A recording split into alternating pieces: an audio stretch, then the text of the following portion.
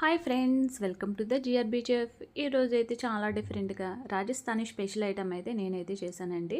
ఇదేంటి అనుకుంటున్నారు కదా, దహీ పొటాటో కర్రీ. రాజస్థాన్లో ఎక్కువగా చపాతీ నాన్స్లోకి అది ఎక్కువగా తింటూ ఉంటారండి. వాళ్ళైతే చాలా ఇష్టంగా తినే ఫుడ్ ఈ పొటాటో కర్రీ అనేది. అందుకనే నేనైతే ట్రై చేశాను, ఎలా ఉంటుంది అని అనుకున్నాను. బట్ కానీ చాలా పర్ఫెక్ట్గా అయితే కుదిరిపోయిందండి. అసలు ఎలా చేయాలి ఏంటి చెప్తాను. ఫస్ట్ అయితే చిన్న చిన్న పొటాటోస్ అయితే తీసుకోవాలండి. పెద్ద పొటాటోస్ అయితే కర్రీకి అవ్వదు, మీ ఇష్టము. బట్ కాకపోతే ఇలా తీసుకుంటే బాగుంటుందన్నమాట. చాలా చిన్న పొటాటోస్ చూసారా, నేను చూపిస్తున్నాను కదా, ఈ సైజులో ఉంటే సరిపోతుంది. నెక్స్ట్ అయితే మనం కర్రీకి ఏం కావాలి ఏంటనేది చూపిస్తాను. ఒక ఆనియన్ అయితే సరిపోతుందండి, చిన్న చిన్న ముక్కలు కట్ చేసుకుంటే సరిపోతుంది. ఎండుమిర్చి ఒక 3 తీసుకున్నాను, అంటే కర్రీ చాలా తక్కువ కాబట్టి చాలా తక్కువగానే తీసుకున్నాను. టమాటా అనేది 3 తీసుకున్నా. పచ్చిమిర్చి సరిపడినంత వేసుకోండి, బట్ తక్కువగా. నెక్స్ట్ అయితే నేను ఆల్రెడీ పొటాటోస్ అయితే ఉడకబెట్టేశానండి. చూడండి ఎంత పర్ఫెక్ట్గా ఉడికిపోయిందో. చూసారా, ఉడికిపోయిందండి.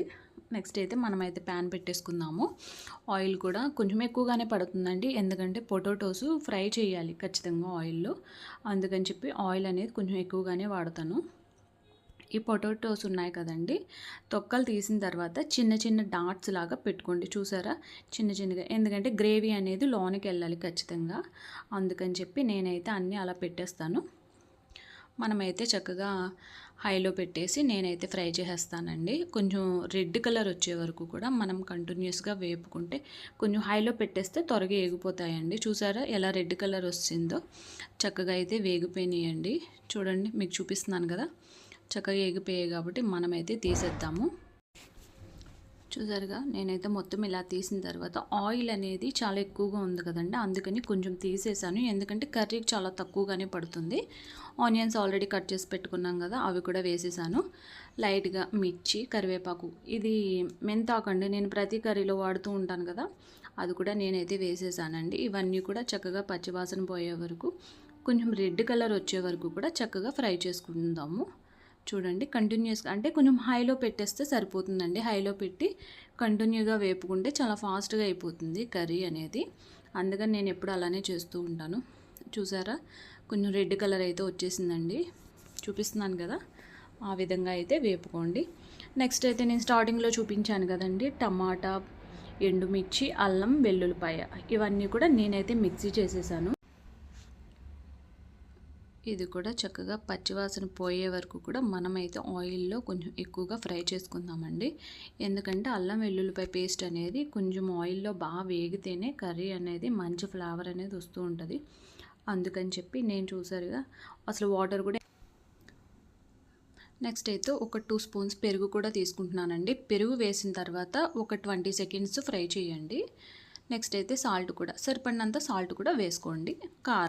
కారం కూడా సరిపడినంతే వేసుకోండి. నేను ఇన్ని స్పూన్స్ అని చెప్పడానికి అవ్వదండి, ఎందుకంటే క్వాంటిటీ బట్టి మీరు యూస్ చేసుకోవాలి కాబట్టి. నేనైతే అన్నీ వేసేసానండి. చక్కగా ఆయిల్లో అయితే దగ్గరికి ఫ్రై చేసేస్తున్నాను. కొంచెం సిమ్లో అయితే పెట్టానండి, ఎందుకంటే కొంచెం ఎక్కువగా ఆయిల్ అనేది పైకి వచ్చేస్తుందని చెప్పి.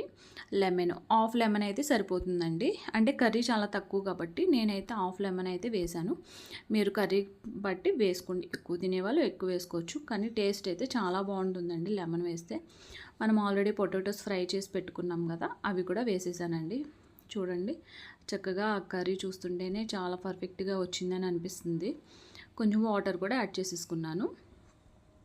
చూసారుగా, వాటర్ కూడా తక్కువగానే యాడ్ చేసుకున్నానండి, ఎందుకంటే ఆల్రెడీ మనకి పొటాటోస్ అవి ఉడికిపోయినాయి కాబట్టి నేను వాటర్ తక్కువగానే యాడ్ చేశాను. లెమన్ కూడా నేను స్టార్టింగ్లోనే పిండేసానండి, పొటాటోస్ ఉడికిపోయాయి కాబట్టి. చూడండి, నేనైతే మూత తీసి చూసేసరికి అసలు మంచి వాసన వస్తుంది. కర్రీ అయితే చికెన్ ఫ్లేవర్ లాగా వచ్చిందండి. నాకైతే అంత బాగా నచ్చింది కర్రీ, టేస్ట్ కూడా చాలా పర్ఫెక్ట్గానే అనిపించింది. చక్కగా మనమైతే ఈసారి బౌల్లోకి అయితే సర్వ్ చేసుకుందామండి. కర్రీ చూసారా ఎంత బాగుందో, చూడటానికి అయితే ఫ్లేవర్ కూడా అలానే ఉందండి. మీరు ఖచ్చితంగా ఇంటి దగ్గర అయితే ట్రై చేయండి. రైస్లో కానీ చపాతీ, బటర్ నాన్ ఏదైనా సరే చాలా పర్ఫెక్ట్గానే అనిపిస్తుంది. మీరు కూడా ఖచ్చితంగా ఇంటి దగ్గర అయితే ట్రై చేయండి. ఎలా వచ్చింది ఏంటనేది నాకైతే కామెంట్ సెక్షన్లో కామెంట్ చేయండి. చూసారా? అసలా చూస్తుంటేనే నాకైతే తినాలనిపిస్తుందండి. వేడి వేడి రైస్‌లో వేసుకొని తినేస్తే ఒక పని అయిపోద్దని చెప్పి నేనైతే చక్కగా వేడి వేడి రైస్‌లో వేసుకొని తినేస్తాను ఫాస్ట్‌గా అయితే. మీరైతే ఇలాంటి డిషెస్ కోసం వెయిట్ చేస్తూ ఉండండి. ఛానల్ అయితే ఖచ్చితంగా సబ్స్క్రైబ్ చేసుకోండి, లైక్ చేయండి, షేర్ చేయండి.